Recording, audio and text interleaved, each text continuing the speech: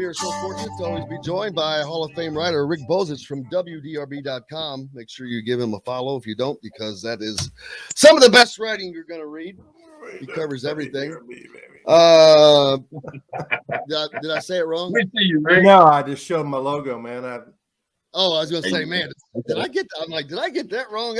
That's ingrained into my brain. I remember.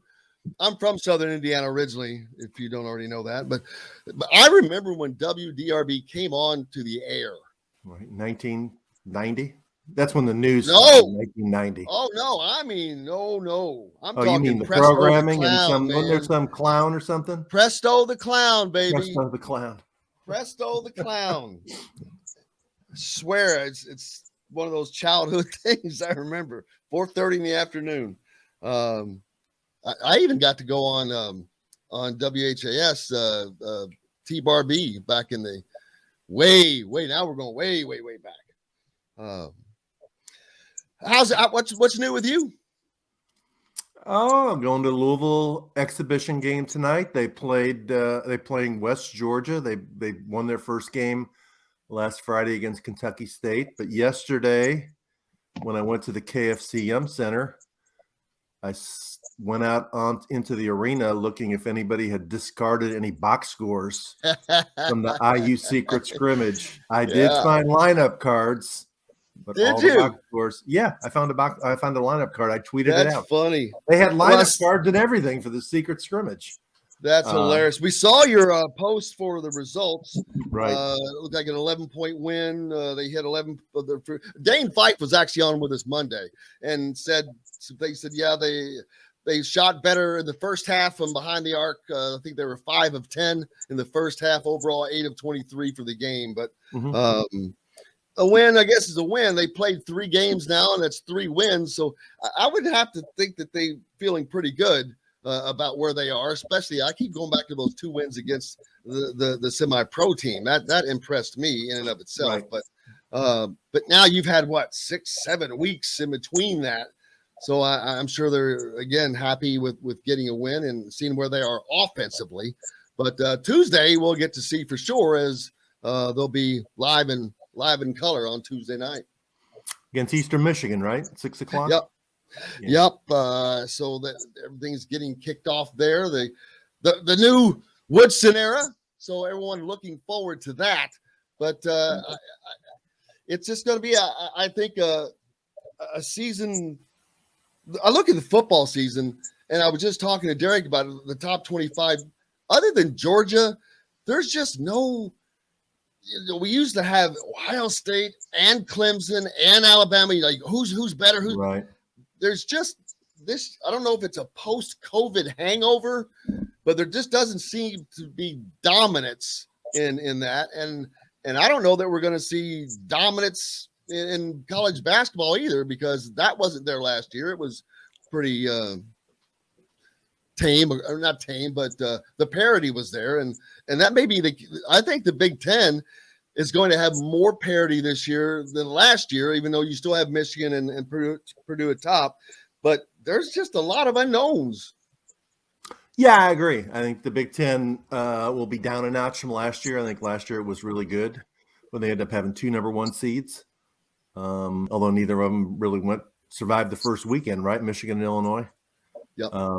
But this year, it seems like Purdue and Michigan are the top 2, and then the next group is probably Ohio State, maybe, and Illinois. You got to put Illinois in there. I'm not as much of a believer in Illinois because I thought Io was just a fantastic player, and I know they played with him for a few weeks without him. For a few weeks at the end of the year, but man, he's one of those guys that I think really good teams have, that late in shot clocks, late in the game, you just give him the ball, and if what the coach is calling isn't going to work, he's going to get you points, and you got to have a guy like that. Indiana hasn't had one since Yogi Ferrell and Troy Williams and guys like that who could just, I'm better than you, I'm just going to beat you and get to the rim and score, get fouled, or draw a double team and get somebody else an easy shot. Curbello's good, but he's not Io. And then Indiana has a chance to be in the next group, although, the next group is probably 6 or 7 deep.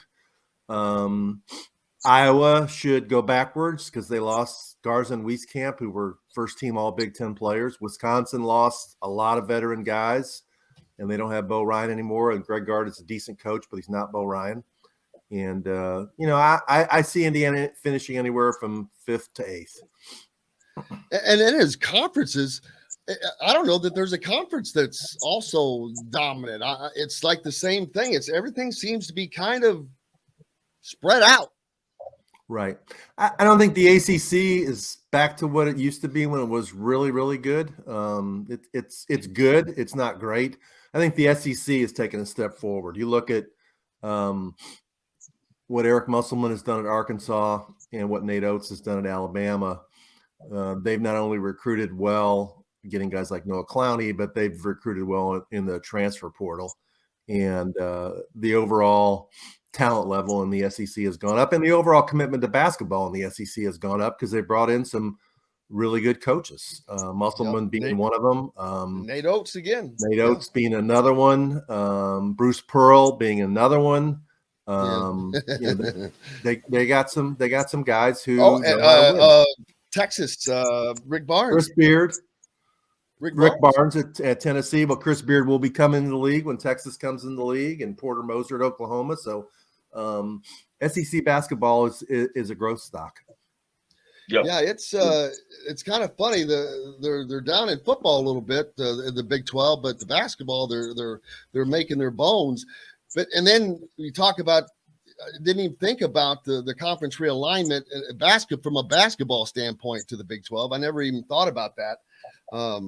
But they're pretty solid as a basketball league, really solid.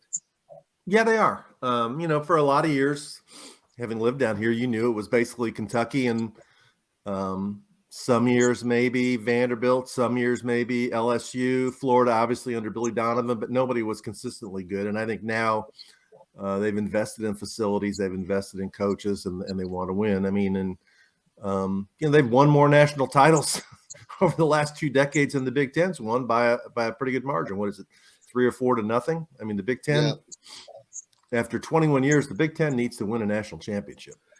Yeah, well, been saying that for a couple of years there, DJ. What's the last one? Michigan State? Michigan State in 2000. Now, they had a bunch of teams get to the championship game, but they haven't won the last game of the year. So the Big Ten, I think interest-wise and money invested in basketball, the Big Ten still puts more resources into it than any other sport, but the SEC has closed the gap. There's no doubt about that. Go ahead, DJ. Yeah, before that, just Rick, you were saying 2000 is Michigan State. I think before that, was it in Indiana in 87? Michigan won in 89. That's right, 80. That's right. I'm sorry, the Indiana 87. Trying to think about it in the 90s. Does that one still count? It's been a while. This what? Does it still count? Does that one still count? That wasn't the Chris Webber. That was Glenn Rice and those dudes. Okay. So that one wasn't called into question. So, I mean, Ohio State hasn't won one since like 1960 or 61, whenever it was. Wisconsin. Bob Knight was on that team. Right. Wisconsin got there against Duke in 2015, lost. Iowa's never got one. No. I mean, Maryland won one in 2002, but they were in the ACC, not the Big Ten. And the funny thing is, every year you hear fans say, well, they beat up on each other. And I'm like, I'm so tired of hearing. I'm like, every league beats up on each other. Yes. I'm like, what do you think they're doing during the year? They're all playing, man. So Rick is very fortunate. Well, he's not very fortunate. He's a Hall of Fame writer. That's the reason he does this. But he gets to go see the ACC, the Big Ten, the SEC, not so much as the Big 12 a lot, but but maybe you get to cover 3 of the premier leagues, and you get to see a lot of the great teams. Is there really a difference in style of play? We saw the Big Ten get just annihilated in the tournament last year after being looked at as the best league in the country, but they got to the tournament and just got their legs cut out from under them. Is there a different style of play really, or is it just now everybody's just playing for their life in the NCAA tournament, and that was just an anomaly? No, I think there is more. There is a bit of a difference in style of play. I think the Big Ten is more physical. I think the refs let more things go on, and especially on the defensive end, whether it's the forearm shivers to guys who are cutting across the lane, or hands on people, or have it's more of a drive oriented league. I think the SEC and the ACC are a little bit more open court, free flowing games. The Big Ten reminds me more of what the Big East used to be in its heyday, where it was sort of a man's league. And I think that's really reflected in the Big Ten this season. If you look at probably the top 10 players in the country, the Big Ten has at least 4 of them, and they're all inside guys. They're not guards. It's Dickinson, it's Trace Jackson Davis, it's E.J. Liddell, it's Travion Williams. Is there one other one I'm forgetting? Kofi Coburn. 5 out of 10. Of the year. 5 out of 10. 5 out of 10 best players in the country are from the Big Ten, and they're all post players. Yep. Yeah, that says slow play. Got to have guards. You got to have a dynamic guard too. And I've said this before, and I'm going to keep saying it. To me, if you look at Indiana this year, they got 7 guards, right? I mean, they got Johnson, Lander, Finney, point guards, 3. They got Bates, 4. They got Galloway and Leal, right? That's 6. And then who's the 7th one? There's one other one. But anyway, they've got 7 guards. Parker Stewart, 7 guards. They need to get like a couple of guys that really become dudes at guard, because that's what they've been lacking. You got to have guys who offensively can get you buckets so that all doesn't fall on Trace Jackson Davis. And secondly, you got to have guys who can really defend and not let the other team do whatever they want to do offensively. I thought that's been and not make stupid turnovers, which we saw for a few years, but in abundance. A couple of those guys got to really separate themselves and show, they can play with anybody in the Big Ten. And they haven't had that for a while. And that's what's going to determine how good Indiana is this year, in my opinion.